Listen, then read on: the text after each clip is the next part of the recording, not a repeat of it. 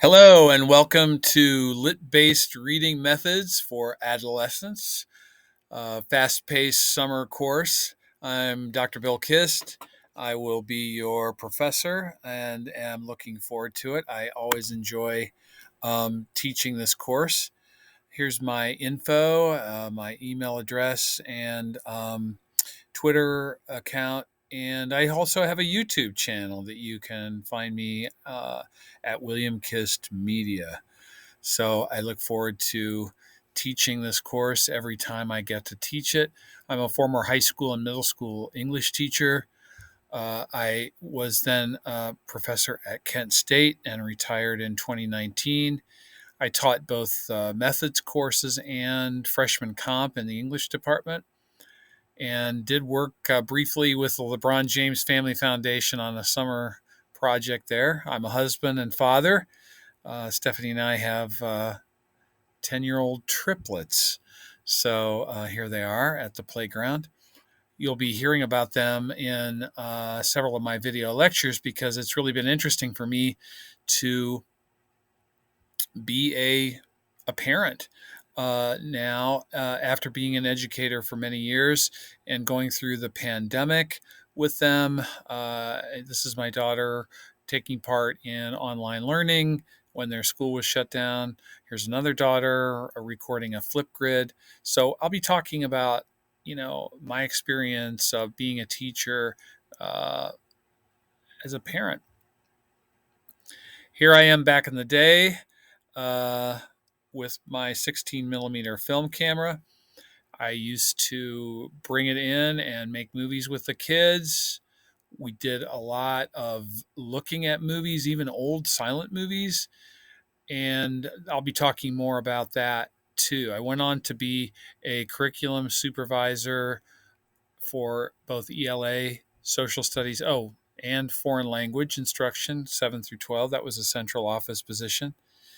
And before I quit that position, we also were advising on math and science. So I know there are some of you who are preparing to teach STEM subjects. I know a little bit about that. And so you don't need to worry that this is going to be totally English centric. Then I went on to be a professor, and this is one of my first classes at Kent State. When you're a professor, you really need to have some kind of a research agenda.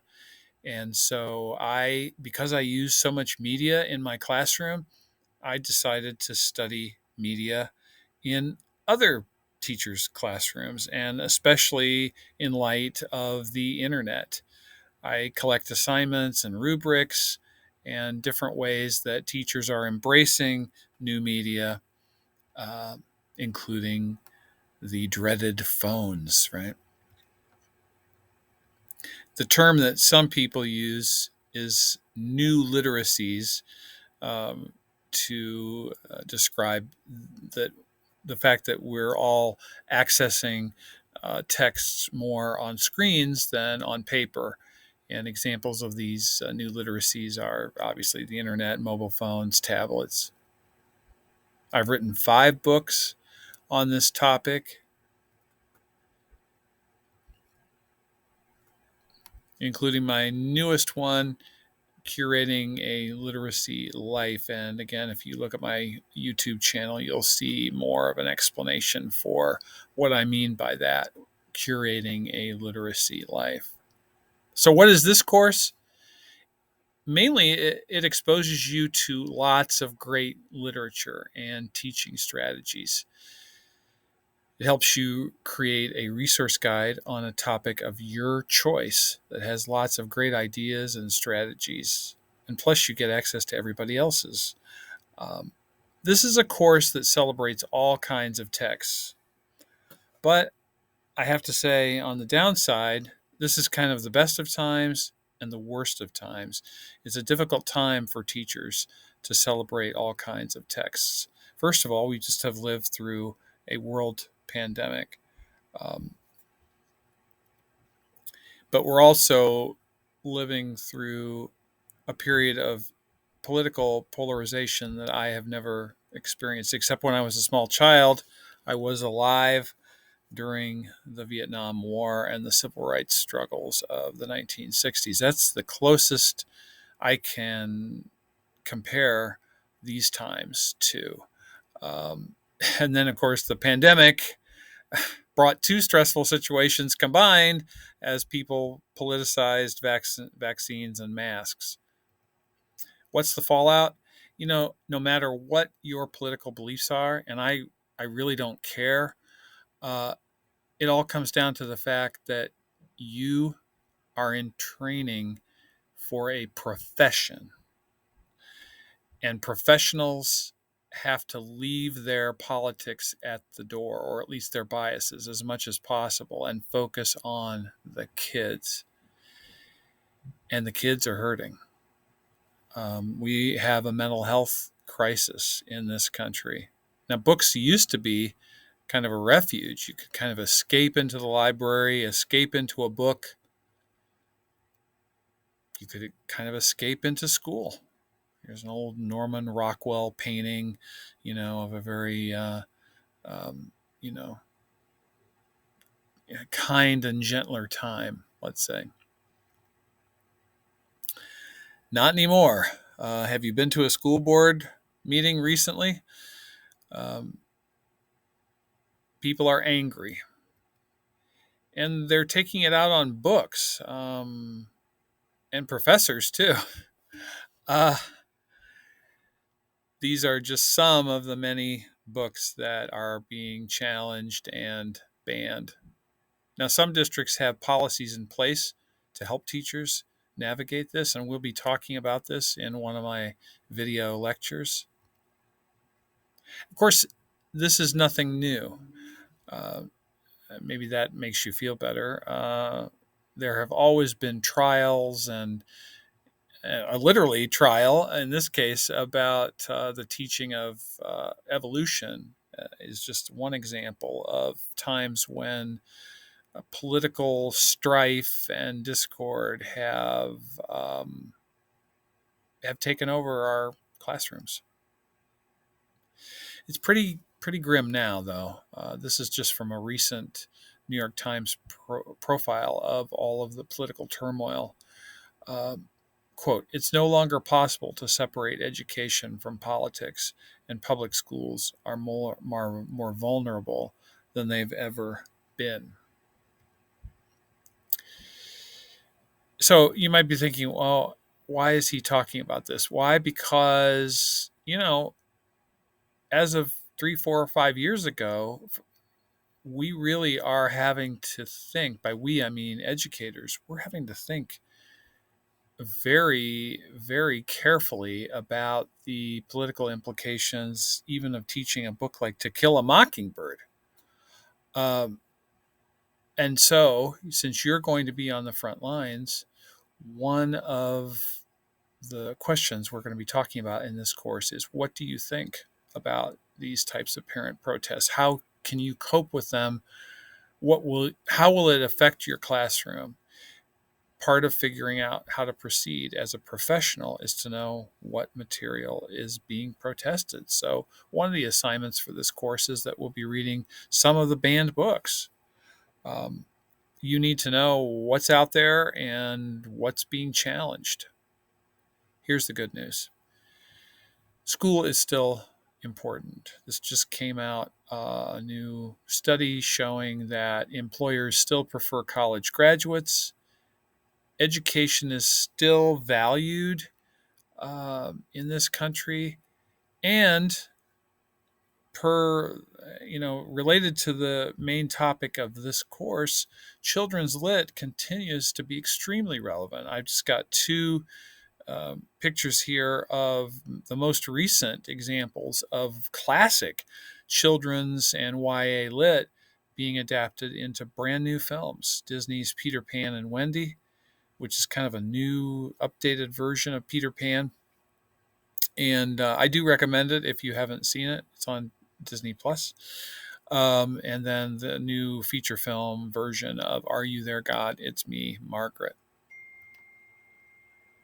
These classic works of children's lit continue to be dominating our pop culture, and especially for families. We see The Little Mermaid, which was originally a short story by Hans Christian Andersen from the 1800s, and Mary Poppins, based on the books that came out in the 1930s. These books are important to us still. And what's exciting is that there are more ways of accessing these books than we've ever had before. I know some people might look at this picture and be depressed that she's not reading the book on paper. My bias, I got to declare it up front, is I don't care. I really don't care if she's reading it on paper. I'm excited by the fact that she has this new way of accessing books. And kids have new ways of talking about books. This is a picture that I took when I was in a Five Below store. Look at this display. It's all sorts of equipment to help kids talk online, to do TikTok videos, to do any kind of video or Zoom meeting. Again, we could be depressed about this and wring our hands, but I do think there are some positives to this that maybe teachers we should be paying attention to. I was just in a bookstore today, and there were lots of kids and teenagers there. It was a Barnes and Noble, and the statistics show that kids are still reading. Library use is continues to be strong, and I just think we tend to worry that the literacy life of our kids is going into the toilet, but I really see a lot of strong signs. The bottom line is kids need good teachers, and I put this picture of Abbott Elementary. If you haven't seen it, uh, I encourage you to watch it, especially maybe if you get depressed about the current state of education, because I mean, it's very pro teacher. It's not always all that realistic, I'm afraid, but they are really praising the role of teachers and how important teachers continue to be in society, and how the kids need really good teachers. And kids need they need their teachers' help to find great books and great movies and great TV shows and great poems and great songs. And that's what this course is all about. I hope in this short time frame, this summer, that you're going to set aside a lot of time to read and read and read and read. That's one of the best things you can do for kids. So let's talk a little bit about the assignments. The main assignment for this course is a resource guide. I want you to put together a resource guide that can be used by you and whoever as you move into student teaching and beyond. The focus can be on a genre, topic, or author. And you can work with up to 4 people in a group if you want. This resource guide, and I do have examples, and I'm not going to go into big detail in this introductory video on assignments because I'll be doing that later in the course, and it's all described on our Blackboard site. But basically, I want you to pick a topic or a genre or an author and fill it with as many books, videos, lesson plans, and ideas as you can. You must decide on a topic by June 3rd, and that's going to be here before we know it. You'll post your topic in the space on our Blackboard under Module 1. The course is, in fact, divided into 3 modules. The first module is May 22nd to June 3rd. The second module is June 4th to June 16th. And the third module, June 17th to July 1st. Please note, all late assignments must be turned in by June 28th, no exceptions. I am very understanding about missing deadlines, especially since the pandemic. I get it. We've all gone through some huge stuff, but I've had instances recently in recent semesters where somebody, I don't hear from them the whole 14, 15 weeks, and then they say, oh, here's 9 assignments that I'm turning in late. There's no way I can grade all that the night before grades are due. So, and of course, especially not in a course like this, which is only 6 weeks. So please, please, please, I must have all assignments by June 28th. How do you find assignments? You go to the appropriate module. It's best to go to the front page of the course and then click on the module and then click on the assignment. Don't go in through discussion boards. Most of my assignments are set up as discussion boards because in some cases I'm going to ask you to comment on other people's work. Please don't go in that way. In fact, if you do click on discussion boards, I think you'll see that I've put a disclaimer that the instructions for this assignment are on the main page. Once you're on the main page and then you're in the modules, click on the assignment, and then you upload an assignment by clicking on Create Thread. This is so you can comment again on each other's work. I think most of you, especially since the pandemic, are familiar with how to use Blackboard. So quickly, here are the Module 1 assignments. First of all, I want you to introduce yourself with a video, 2 to 3 minute video that introduces yourself to the class. Also, I'd like you to tell about a book or a text or two that have been important to you in your subject area or that you just really enjoyed. That's due May 27th. Also due May 27th is our first discussion post. You need to watch my video lecture. This is not it. This is the introduction to the course. And the discussion questions are embedded in the video. Isn't that smart? You have to watch the video to get the questions. Then below on the Blackboard space, below the video, are various texts that I have listed. I would like you to spend 3 hours going through some of the texts and then write a 5-page response.